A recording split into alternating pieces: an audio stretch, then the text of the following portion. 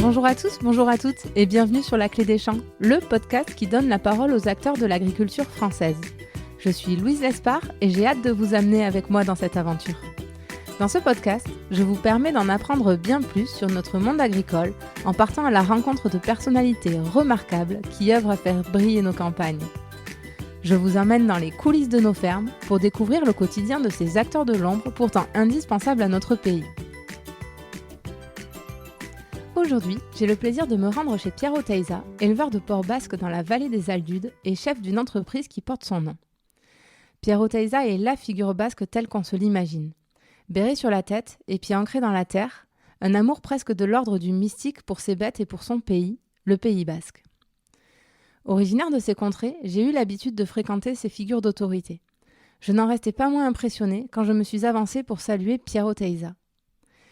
Il faut dire que Pierre, aussi appelé Peyo, a construit un empire avec ses porcs si particuliers à la tête et à l'arrière-train noir. Il est un exemple de réussite personnelle, mais pas seulement. Il a participé à redonner à la vallée des Aldudes ses lettres de noblesse en créant de l'emploi et en entraînant qui veut avec lui dans sa réussite. Bonne écoute!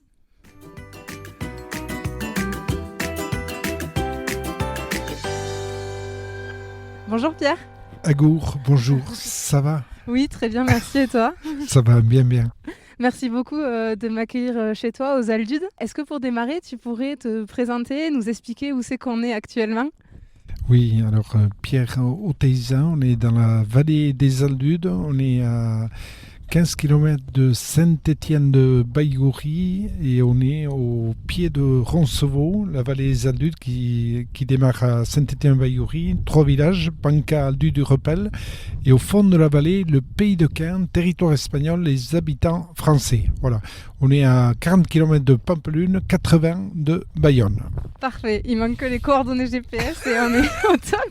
Et là, est-ce que tu pourrais nous dire aussi en compagnie de qui on est, parce que c'est la première fois que je suis dans un lieu aussi original pour enregistrer. Voilà, c'est vrai qu'on est entouré de porcs basques, des petits cochons noirs et blancs qui sont élevés en liberté, oui, on peut dire, puisque c'est des porcs là qui ont 10 semaines et ils sont au sevrage. On les a séparés de leur maman il y a 4 semaines maintenant. Et là, ils vont partir dans un parc d'engraissement. Et puisque c'est des porcs qui sont élevés 14-15 mois, voilà, et ils font entre 140 180 kilos. Ouais, ils sont vraiment dans un cadre exceptionnel, puisque je mettrai des photos sur les réseaux sociaux, mais là on est vraiment en plein cœur du Pays basque et dans la vallée, ils ont l'air heureux. Oui, c'est vrai ils sont heureux. Et c'est vrai qu'une bête qui est bien élevée automatiquement, mais le produit aussi ressent l'élevage. Et après, on va voir également l'affinage des jambons, tout ça. C'est un tout. Et pour un tout, là, on a le vent du sud qui souffle, voilà. Qu'on entend un peu, Mais c'est la vraie vie, on est en plein air. C'est vrai. Et c'est vrai qu'avec ce vent, même les cochons sont heureux, puisque les châtaignes, les glands tombent. Et c'est vrai qu'il y a des moments, on passe des bons moments, parce qu'il y a des cochons qui radent en haut. Quand est-ce que tu vas tomber? Et c'est grâce à ce vent, mais ça fait partie de la vie, de la saison et la vie. Chaque saison a son plaisir et on est en plein dedans. Et quel a été le déclic pour toi de devenir éleveur? Bon, le déclic, j'ai eu la chance d'être né ici un jour, voilà, et d'avoir appris le métier de boucher charcutier à Paris et revenir à la ferme. Bon, ici, ça a toujours été la vallée des Aldudes, un pays d'élevage. On a toujours élevé les bêtes et tout partait sur pied. Voilà, c'était essayer de changer un peu ces traditions, toujours garder l'élevage bien sûr, mais de transformer surtout ces bêtes et que la plus-value reste au pays. Parfait. Bon, écoute Pierre, je te propose qu'on laisse les cochons tranquilles et qu'on poursuive l'enregistrement à l'intérieur pour parler de ces cochons, de ce qui fait leur spécificité et surtout de ton parcours. Cher Manky, merci. À de suite.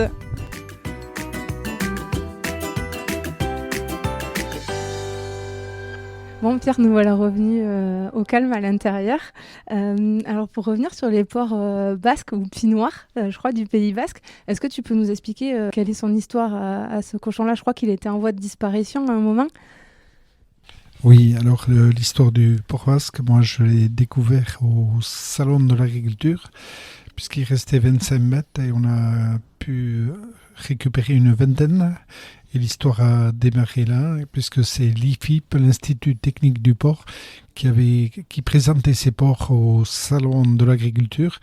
Et c'est grâce à eux, c'est sûr, parce qu'ils nous ont soutenus, ils nous ont suivis. C'est grâce à eux qu'on a pu sauver la race. On a fait la première association d'éleveurs de porc basque ici avec 10 voisins et l'histoire a démarré là. Et qu'est-ce qui t'a plu dans ces porcs? Parce que je crois qu'à ta ferme, vous faisiez des brebis, des vaches aussi. Et pourquoi ce porc-là au Salon de l'Agriculture, tout d'un coup, ça te fait tilt?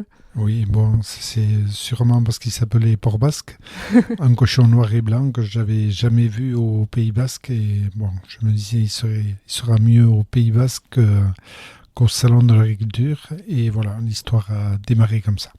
Et puis finalement, le cochon, c'est un peu l'animal représentatif de la convivialité, non? Que ce soit à l'époque dans les fermes, c'était une vraie fête de tuer le cochon. Et puis même entre amis, à l'apéro, c'est des plats de charcuterie qu'on partage. Oui, c'est vrai qu'au Pays basque, comme par toute région de France, je pense, le porc a sa place. Oui, et ici, c'est vrai qu'on a des produits typiques qui ont toujours existé au Pays basque, entre le jambon, des plats cuisinés à base de porc, des recettes de pâté, de chichon.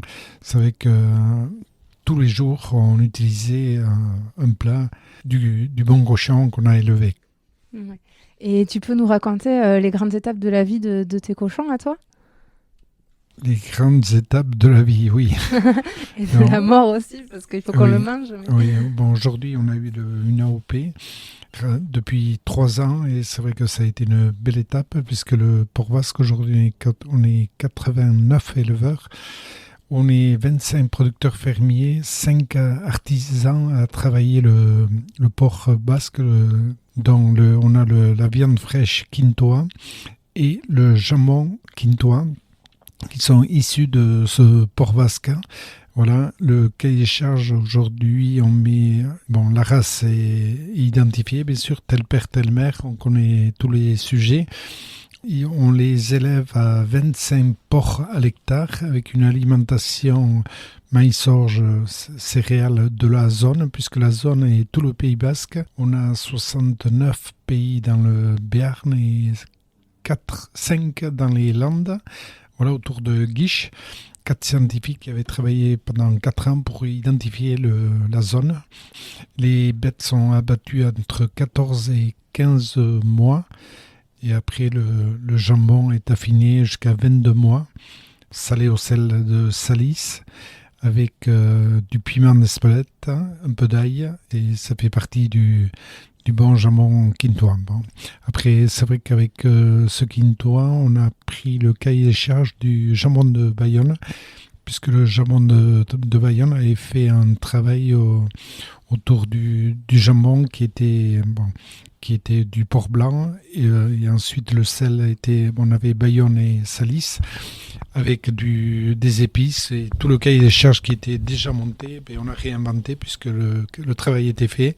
Et nous, on est venu avec notre race, le temps, et oui, la race, le temps et le cahier des charges, le plein air qui a fait de ce produit le quintoa. Et c'était important d'avoir l'appellation d'origine contrôlée quintoa pour valoriser votre savoir-faire? Oui, je pense qu'au Pays basque, on a la chance d'avoir ces 4e et 5e AOP, puisque le premier AOP, c'est l'Irouligui, le vin rouge, rosé, blanc. Aujourd'hui, on a, je pense, une vingtaine de producteurs des particuliers, plus la cave, bien sûr, hein, voilà, qui travaillent 250 hectares, qui travaillent autour de l'Irouligui, qui est devenue une belle production où on se régale aussi bien en rouge, en blanc. On a l'Osso Irati qui a 40 ans, l'Iruligi 50 ans. Voilà, l'Osso Irati qui a marqué le Pays Basque, le Béarn, oui, bien sûr.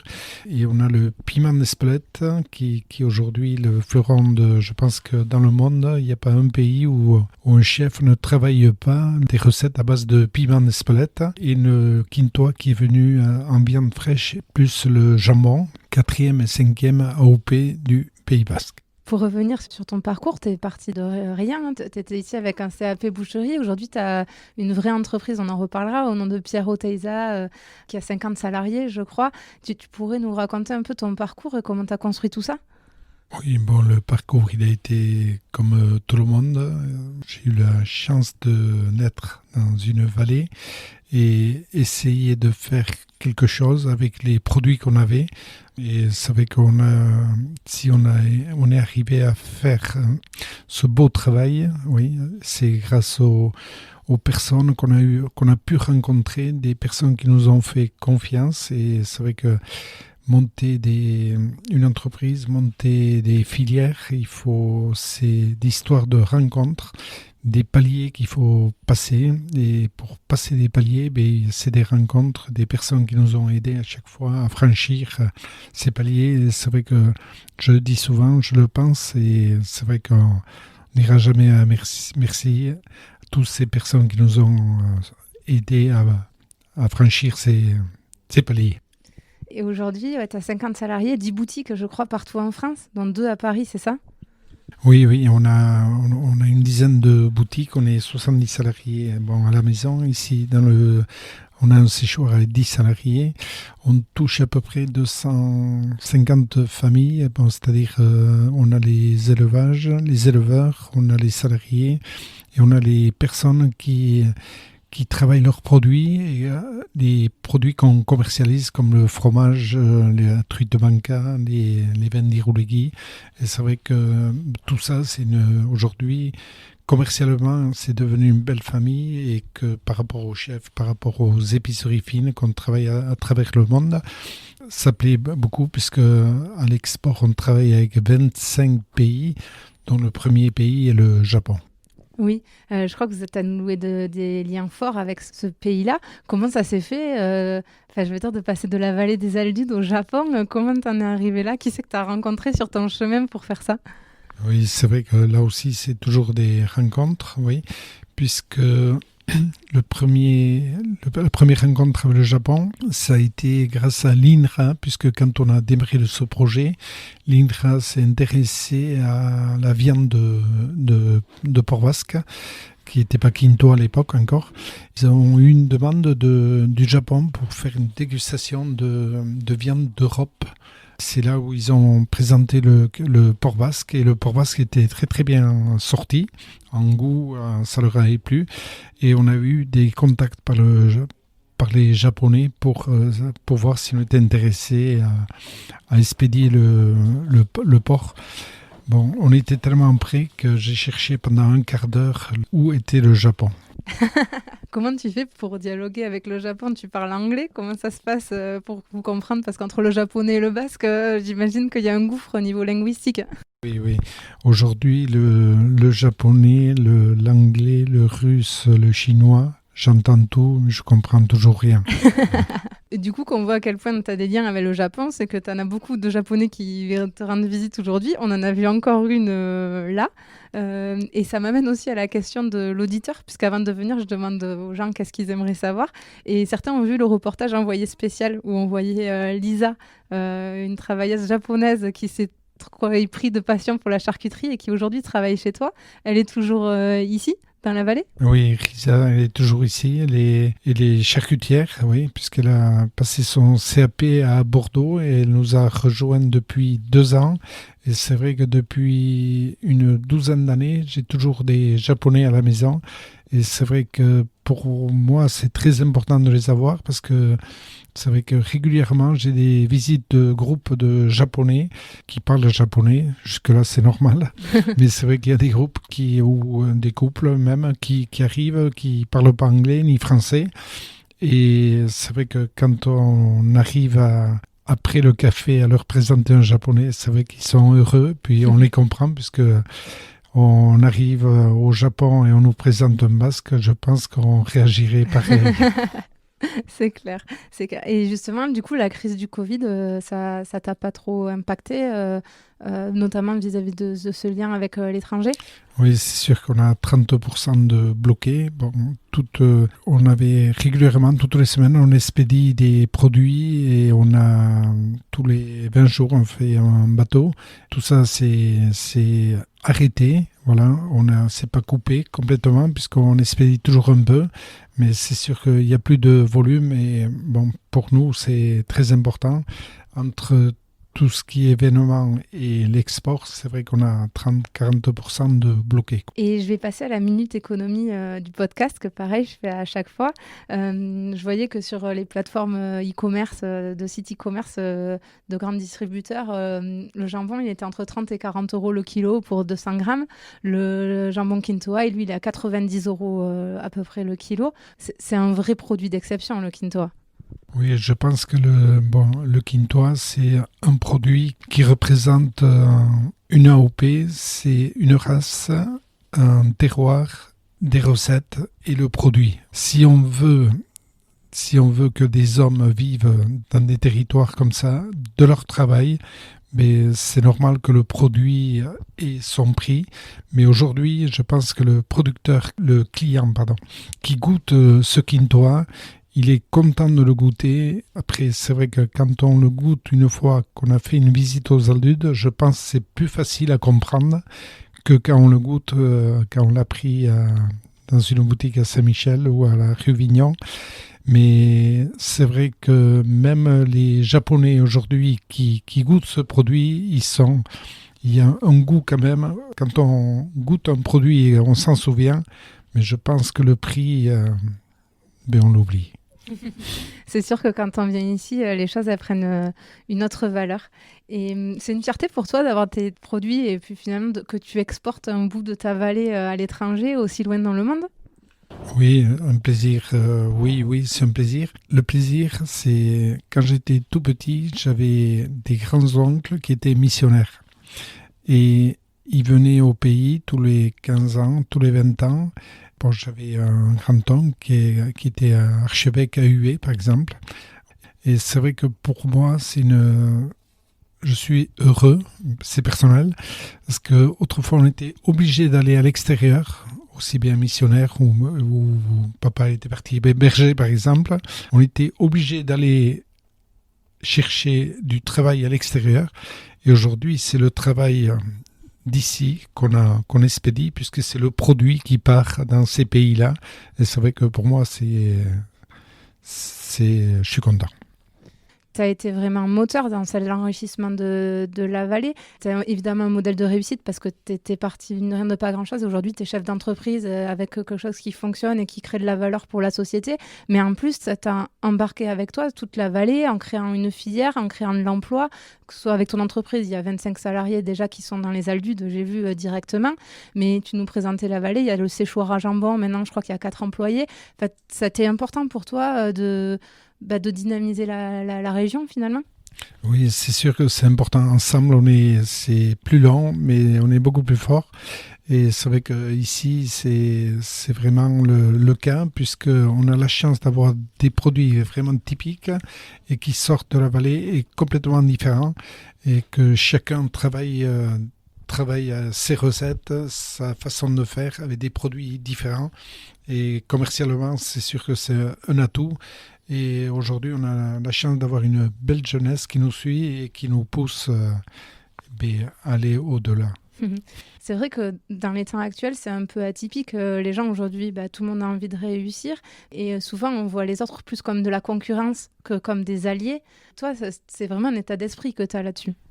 Oui, c'est sûr que moi, j'ai jamais eu de concurrents. J'ai toujours eu des collègues. Pour moi, personne ne va me faire changer d'avis là-dessus. Après, celui qui veut travailler en collègue, je pense qu'on a tout à gagner. Celui qui veut travailler autrement, chacun travaille comme il peut, comme il veut. Mais je pense que se réunir, c'est quand même un atout pour tout le monde. Et ça, hier, c'était ça. Aujourd'hui et demain, je pense qu'au moins la vallée, il faut qu'elle reste comme ça, c'est important. La vallée des Aldudes, ça représente quoi pour toi? La vallée, c'est la vallée qu'on aime, qu'on est là où on est né, là où on vit et là où, je pense, il y aura plein de projets qui vont encore fleurir. Tu peux nous raconter, là on est dans le séchoir à jambon, je trouve que c'est assez révélateur de tout ce qui s'est passé, de ce travail collectif. Tu peux nous raconter comment vous avez monté ça? Oui, bon, le séchoir, il fallait monter un séchoir. C'était quand on a démarré le projet du Port Basque. Élever des porcs, c'était bien, mais après, la pièce maîtresse, c'était quand même le jambon. Voilà. Et pour réussir un jambon, aujourd'hui, il fallait un outil. Un outil pour qu'on puisse sortir un bon jambon pour tout le monde. Si chacun avait commencé à faire son jambon, c'est sûr qu'on n'aurait jamais eu d'AOP. Hein.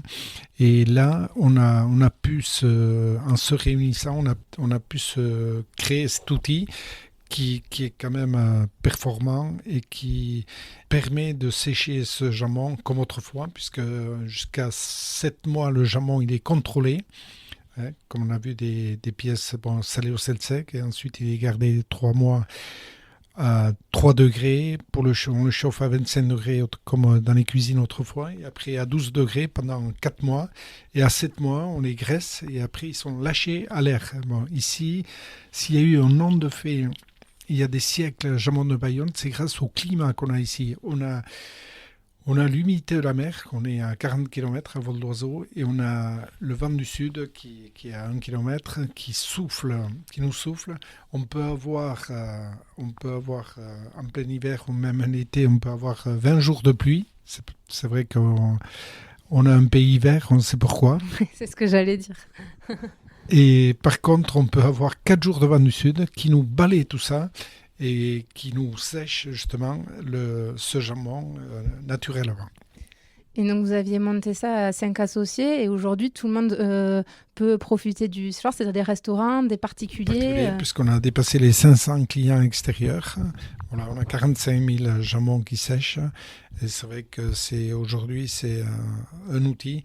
C'était important de réussir cet outil puisque autour de cet outil aujourd'hui il y a plein d'autres choses. Puisque si on a fait ça avec le jambon, pourquoi on ne ferait pas ça avec autre chose? Et aujourd'hui on est dans une bonne dynamique. Ouais, puisqu'aujourd'hui, maintenant, il y a 80 éleveurs, il y a le séchoir qui est dans la vallée, l'abattoir qui est à Saint-Jean-Pied-de-Port, juste à côté. Il y a vraiment une filière entière qui s'est structurée. Oui, il y a la filière en porc, ensuite il y a la filière en agneau, aujourd'hui il y a des vaches aussi périnniques qui est en cours de progression. Bon, c'est vrai qu'il y a des petites filières qui naissent et qui vont créer de la vie. Les Aldudes, ça a été beaucoup médiatisé ces derniers temps. Il y a eu quand même 2 gros reportages, on en a parlé, Déraciné des ailes et Envoyé spécial, où tu étais un des personnages principaux. Pour toi, c'est plutôt une bonne chose ou ça peut être un danger pour la vallée d'être autant exposée? Danger, non. Mais surtout, moi, je pense qu'on a la chance de rencontrer des gens qui se mettent à notre portée. Je pense qu'avec les mêmes images, on peut faire des sujets totalement différents.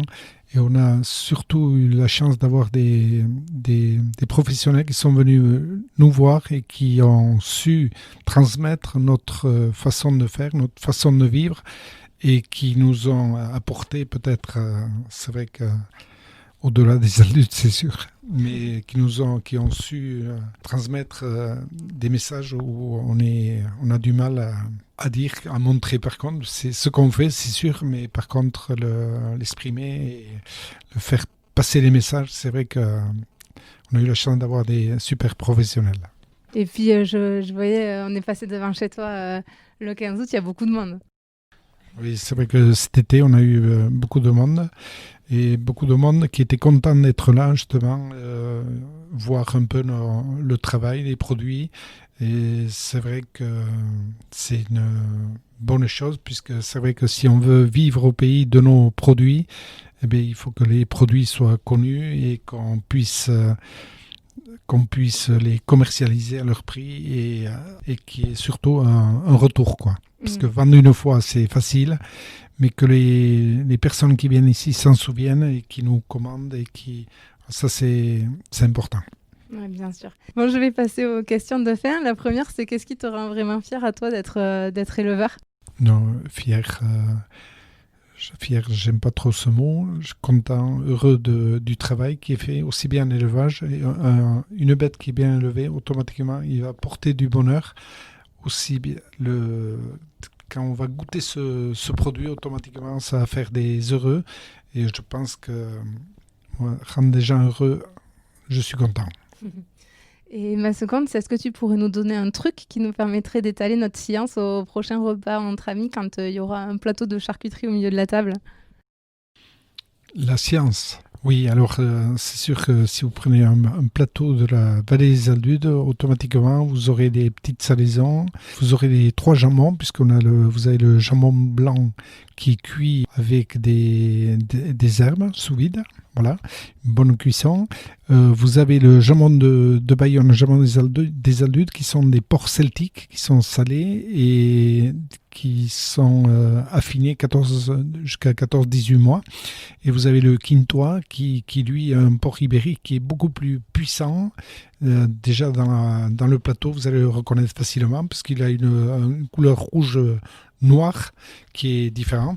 Tout ça, vous mettez des petits guénillas, des piments au vinaigre et la petite cerise au vinaigre avec un bon petit pâté au piment d'Espelette. Et on ne va pas oublier le petit fromage au soirati avec la petite confiture de cerise. Et c'est bon. Et voilà. Et s'il y a un tout petit peu de place, on va mettre un petit bout de gâteau basque. Impeccable. Donc la différence entre le jambon blanc qu'on a en supermarché et le jambon de Bayonne ou cru, c'est vraiment qu'il y en a un qui est cuit et l'autre qui est séché. Et pour finir, ma dernière question, avant de te libérer, où c'est qu'on peut te contacter, où c'est qu'on peut trouver tes produits Oui, alors il y a le site internet, bien sûr, où on expédie tous les jours des commandes. Sinon, dans nos boutiques et par téléphone qu'on va citer. Et que je n'ai pas. Je le mettrai. Eh bien, c'est pas grave. Allez sur le site internet et puis vous trouverez ce qu'il vous faut. La gata. Il est temps qu'on m'offre un petit coup. Hein. Bon, mais merci beaucoup, Pierre, pour ton accueil. J'étais ravie d'être avec toi aujourd'hui et à bientôt. Milesker Einitz à tout le monde. Merci. J'espère que cet épisode vous aura plu. Si c'est le cas, n'hésitez pas à laisser une note 5 étoiles ou à en parler autour de vous. Ça m'aiderait énormément pour faire connaître le podcast. Merci beaucoup et à bientôt pour prendre ensemble la clé des champs.